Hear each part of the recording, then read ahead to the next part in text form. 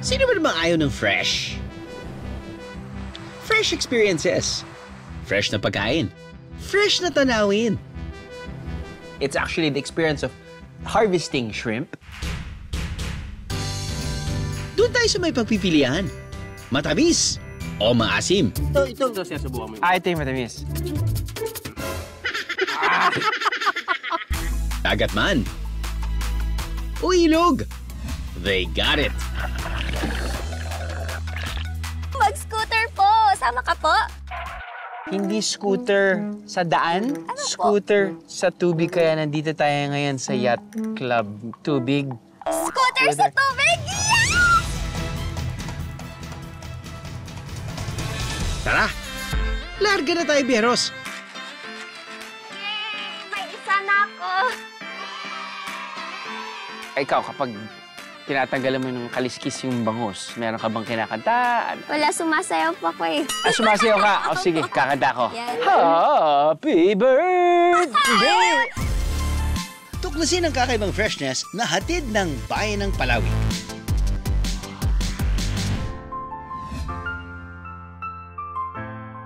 Sa probinsya ng Zambales. Tiba-tibang sariwang hipon, dinarayo raw sa Palawig, Zambales. At sa shrimp farm na ito, kaya raw umabot sa halos 3 kilo ang nahuhuling hipon sa isang bagsakan. So true! Kayanin ko kayang makahuli ng ganitong karaming hipon?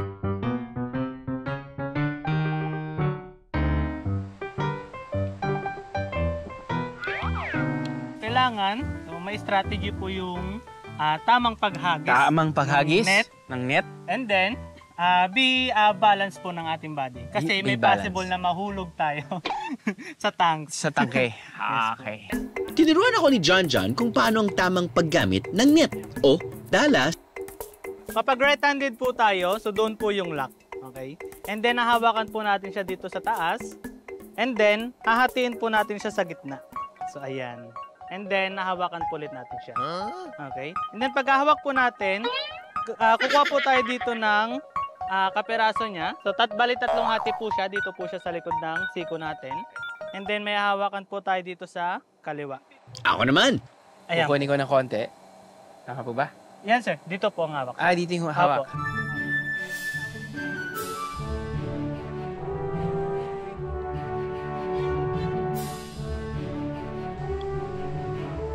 Iniligay sa basket ang mga nahuli niyang hipon. Sige nga, timbangin na yan.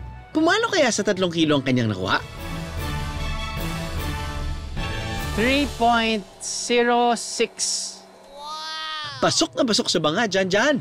Na-pressure naman ako bigla. And a 1, and a 2.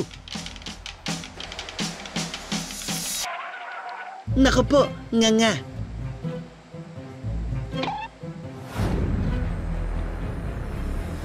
460 grams. 400 grams. Dito sa BND, bawal lang sumuko. Try lang ng try. Pag ganyan, hindi nyo na po ibabalik yan. Ay, bawal na po, sir. Bawal na. Opo. Kasi na-stress din po sila, sir. Oh. Mas mabilis po sila ma-stress. Ako ay nasistress na rin. Abot kaya ito ng 3 kilo? 96. Ayaw nyo makisama mga hipon, ha? Pues.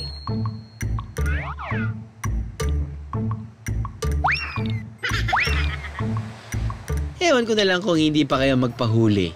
Pinapakain ko na nga kayo eh.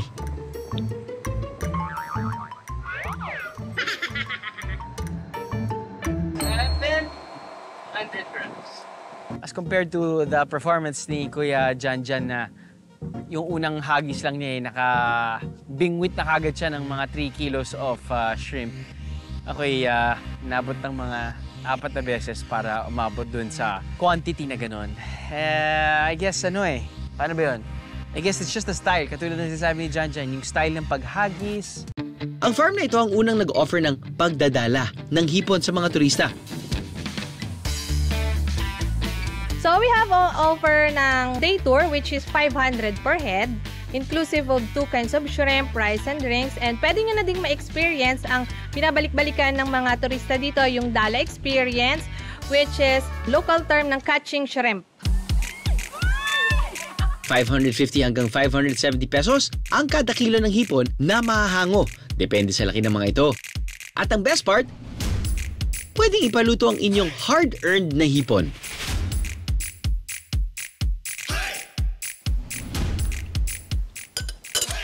Super fresh. It's actually the experience of harvesting shrimp, and then you can actually, paano ba tawag dyan? Yung Tagalog term ay paluto. Pwede mo ipaluto yung shrimp. You have an array of choices. Siyempre, shrimp. Oh, wait lang. Mag-shelfie muna ako sa aking hipon. Wow!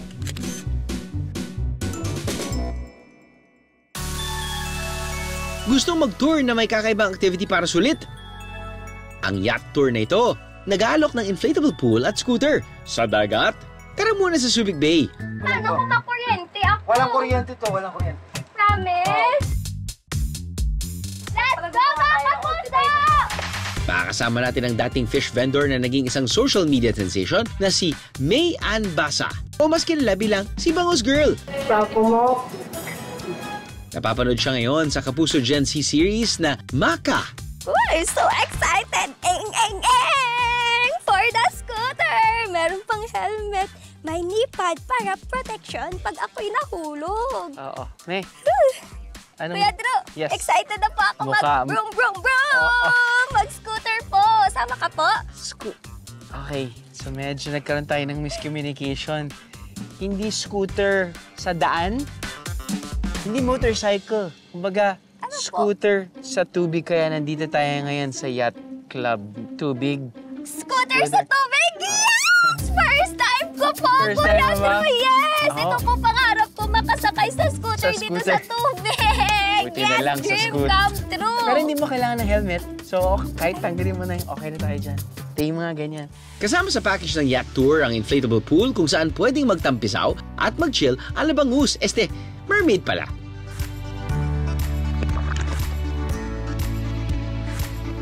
Para sa mga adventures dyan, subukan ang kanilang water scooter. Lutang naman to, hindi to lulubog. Promise, Uncle, ha? Ay, paano kung makuryente ako? Walang kuryente to, walang kuryente. Promise? Baka hindi na ako makabalik ng office, ha? Walang pating, di ba? Ay, baka hindi Yan. ko, babe. Ah! Yan. Mama, puso! Mukhang the struggle is real sa water scooter, ha? Lumalaban daw talaga yan. Carry pa ba, Bangus Girl? Yan o, yan. Umiikot. Oo. Dito sa water pool ko ay sobrang nag-enjoy ako kahit na sumasakit na yung nose ko dahil sa tubig. Pero super enjoy. Pero nung dito na sa water scooter, grabe! Muntik ko na sukuan! Ikaw ha, buti na hindi kita sinukuan. Sana all pinaglalaban. Kasi pag hindi ka po talaga marunong mag-balance or first time mo talaga is nakakangalay po talaga dito sobra. Tsaka parang lagi ka pong tumatagilid kaya dapat marunong po tayo mag-balance dito sa water scooter natin.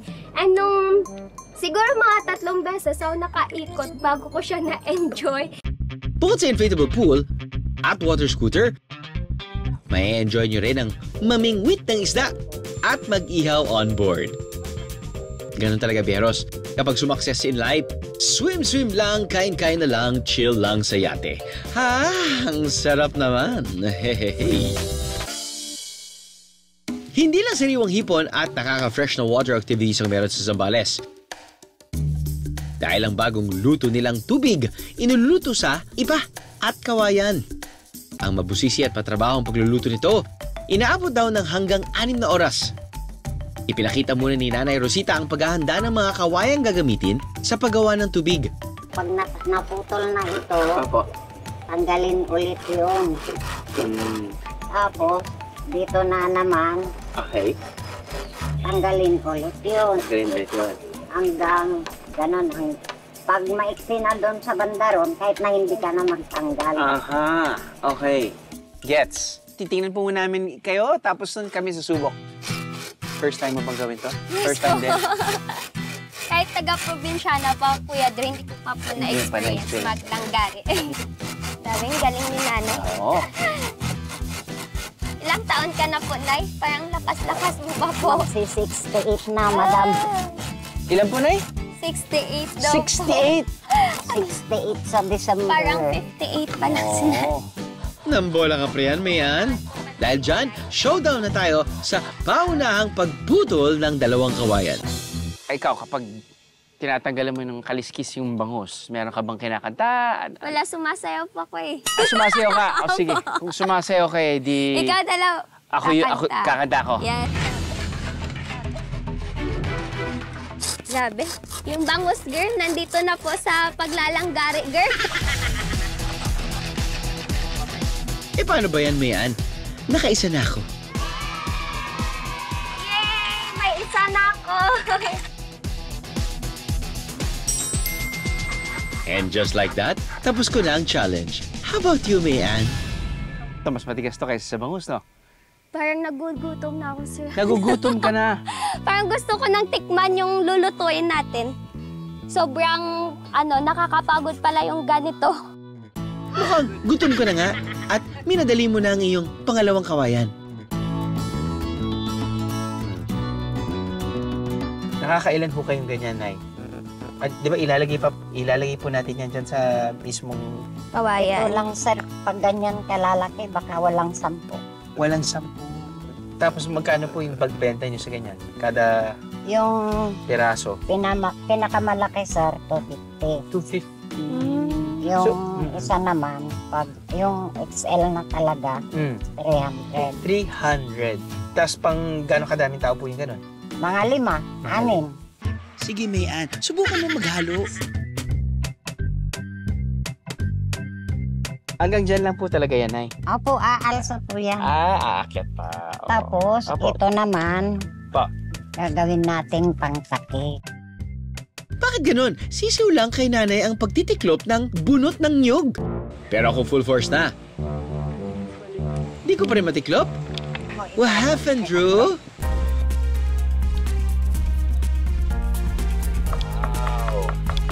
Ibabaon ng mga kawayan na may tubig mixture sa ipa na sinunog ng 24 oras. Nay, normally, anong oras po kayo nagsisimula magluto? Ano po yung pinakamagandang oras? Alas 9 po, alas 8. Dapat maaga ang pagluluto dahil sobrang tagal iluto ang mga tubig. Inaabot ito ng 3 hanggang 6 na oras depende sa init ng ipa. Kaya kapag may tiyaga, may tubig! Boosh! Oh, bebe!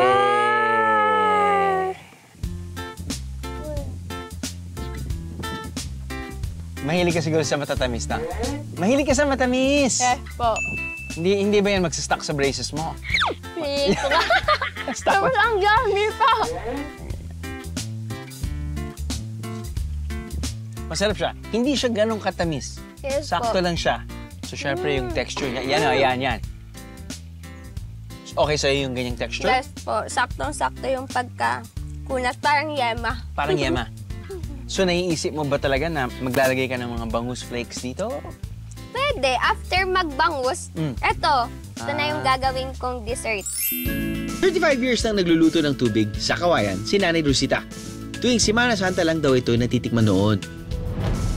Pero dahil marami ang naghahanap nito, gumagawa siya ng hanggang 180 pieces kahit hindi mahal na araw.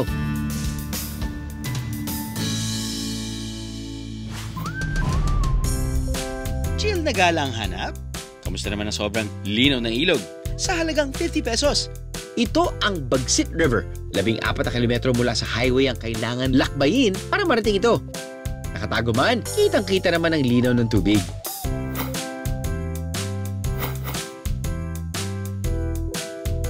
₱50 lang ang entrance fee rito. Ang mura, di ba? Meron na rin mga cottage na pwedeng rentahan sa halagang 1,000 pesos. Pinabalik-balikan po talaga namin siya kasi malinaw po talaga yung tubig tapos maganda din. First time po namin dito. Stock po sa budget yung yung entrance. Maganda naman po. Sa sobrang linis at linaw ng tubig dito, tiyak pag-ahon mo, 30 years younger ka na.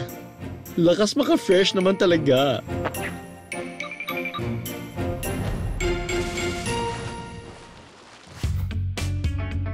Kapag usaping Zambales, syempre di mawawala ang kanilang sikat na beaches.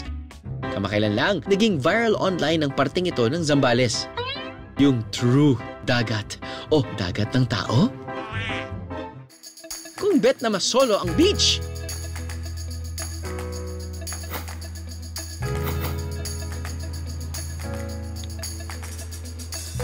OA sa ganda, OA sa lapit sa beach.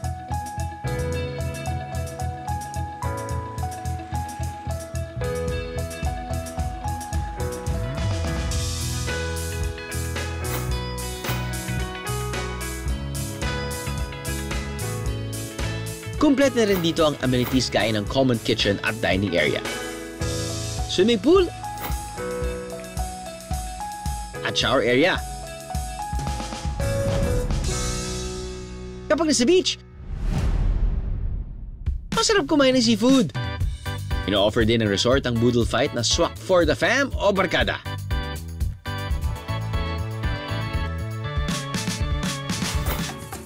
Pagkatapos ng nakabubusog na boodle fight, pangimagas tayo. Ang isa sa pinakamatamis na mangga sa buong Pilipinas. Dito sa Zambales matitikman. Pero bago yan, mangga challenge muna tayo, Bieros. Mga biyera, nandito tayo ngayon sa Home the Sweetest Mangoes, Zambales. At kasama natin ang dalawang teams. Ang visiting team, Team BND with Ara and Elgin. At syempre ang home team, si Ron, pati si Christian. Palakpakan naman dyan. Simple lang naman ng mechanics. Yung mga nakatayo ay naka-blindfold at magpapakain ng mangga. Ang nakaupo ay kakain ng mangga. Kung sino nang makaubos ng 5 mangga ng pinakamabilis ay mananalo. Blindfold na muna natin ang ating sarili. Ready? 3, 2, 1, go!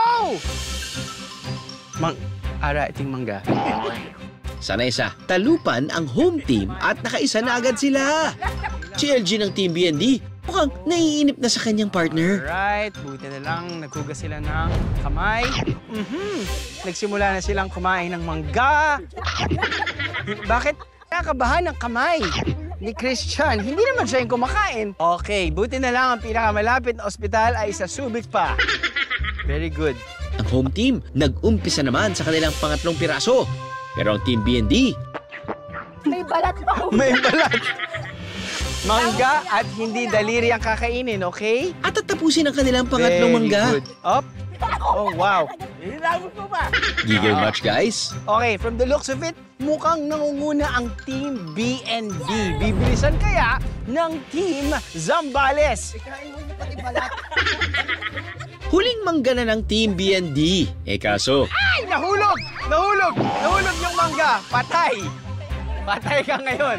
Nahulog yung mangga. Kuya, may lupa. Yan!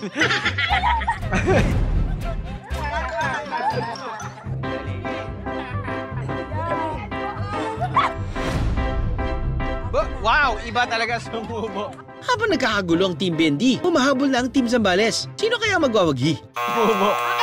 Tapos na ba? Okay, check na muna natin. Check muna natin ang home team. Wow! Ano, may mga dagang dumaan ba dito? Ha? Kita mo Okay, ha? Oo. lupa eh. I'm so sorry. Pero ang nanalo ay Team Zambales! Nainggit ako sa mga nilafang niyong mangga, ha? Ako naman ang susubok sa tamis na ipinagmamalaki ng manggang Zambales. Sige, sir. Ano po yung nasa harapan natin?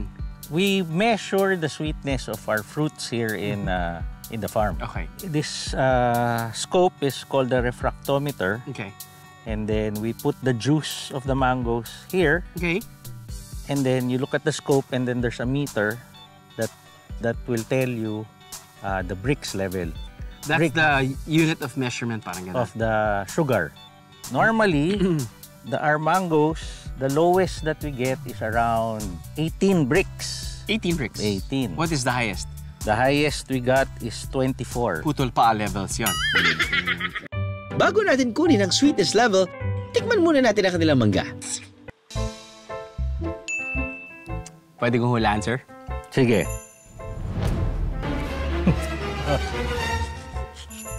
Galing ka ba manghula? Ay! 18.6. Okay. Ipinahay ng maliit na piraso ng mangga sa refractometer para makuha ang katas nito at saka sisilipin ang score nito sa bricks level. Ay, wow. Oh, yeah? Ay, wow. Is it off the charts? Oo. Uy, 20. Parang gano'n, no? Oo. Abot ng 20. So for me, that's the best. 20 bricks. Yeah. Nilalanggam na ba kayo sa tamis ng mga sariwang mangga ng Zambales? Siyempre, mawawala ba naman ang manggang hilaw? Ito yung no facial expression asim challenge. Mango edition. Wow.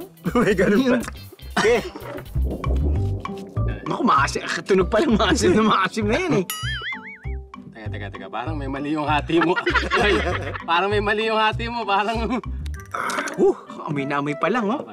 Wala pang kumakain pero naglalaway na kaming tatlo. May pumasa kaya sa amin?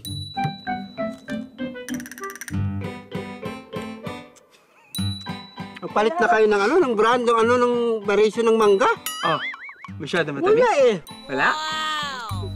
Wala na bang iba? Hindi ko sir. Wala nga. Anong wala? Walang lasa? Walang wala? Wala. Wala ka pa lasa. Kumain ng yung chichirya. Wow. Ay, ikaw naman, bro. Ano, Jeff? Papatalo ka ba? Wow. Wala naman ako naamoy. Kunwari, naamoy ko pa. Pero, sige.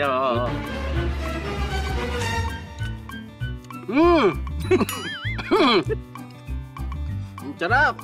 Sarap. Ang sarap. Mangga po ba ito o siniguelas? Aba, walang epek sa dalawang ito ha. Akin na nga yan ang magkaalaman na. Ano ba yung binigay mo kay Sir kumpara sa atin? Maputla ito eh. Wala nga.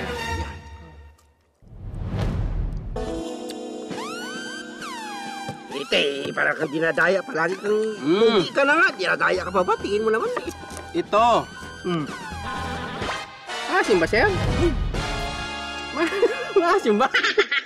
Ito. Ito, Sir. Subukan mo yung ito yung matamis. Yung unang inano siya. Yan. O yun nga, may langgam na kagad na pumunta eh. Ibig sabihin, matamis. Sobrang matamis. Subukan niyo.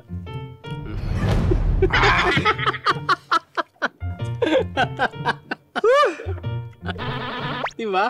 Tamis, no? Okay na tayo. Okay na?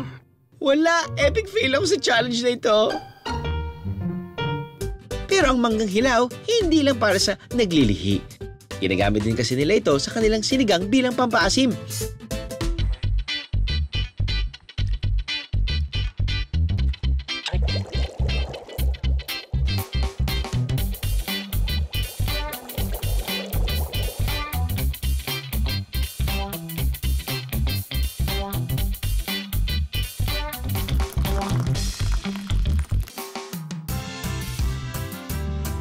So yung ginamit nilang pampaasim dito, hindi sampalok kundi mangga. Medyo pasok siya. Dahil naghahalo yung sweetness at yung asim ng mangga. Actually, in fairness, ngayon lang ako nakatingin ng sinigang sa mangga, in fairness. Tapos nun, yung pagkaluto pa ng sinigang, yung medyo makapal dahil sa gabi. Tapos nun, pork pa yung sinigang. Tapos nun, ang dami pang okra. Perfectly cooked okra. Oh my God! Bisitahin natin ang isang kainan dito sa Cabangan, Zambales, Viajeros. Ang kanilang binibida, sobrang refreshing na halo-halo in a mug. Ayaw ng malamig, aba, may maanghang na paandar din sila. G sa adobong balut.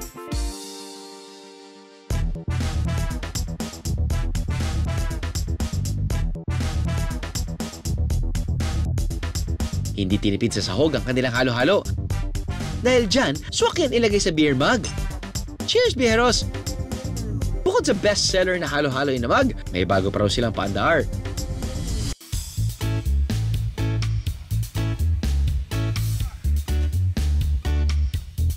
Yung lasa niya ay may kagat. Adobong balot. I have to be fair. I have to come clean. Hindi ako usually kumakain ng balot. If ever kakain ako ng balot, kakainin ko lang yung medyo yung yolk part. Yeah. Pero in terms of yung halo ng sauce, pati yung kagat ng sili, I do appreciate. Now, Dahil sa sobrang anghang, feeling ko kailangan ng super fresh na something. At dyan papasok yung halo-halo. Boom. Tanggalang anghang. Oh my God. So refreshing. Hindi naman kailangan na sabayan orderin. Sorry, gutom lang. Di pa tayo tapos mag-ikot sa Zambales. Let's go to Masinloc! Dating minahan, ngayon ay tourist attraction na binabalik-balikan. Ito ang Coto Kids Pool na matatagpuan sa Coto Mines. May mababaw at malalim na bahagi ng ilog na pwedeng langoyan. Meron din ditong diving platforms para sa mga feeling adventures dyan. The atmosphere is very unique. Parang I can't really compare it with any place I've been here in the Philippines. Kasi, of course, yung selling proposition talaga nila dito, unique selling proposition is really clear and clean water. Medyo mahaba-habahan tatahakin mo. But, as we always say sa show na to, kailangan ka konting maghirap, kailangan ka mag-invest ng konting time, and then the reward is gonna be just greater. This is our reward. And I like the reward.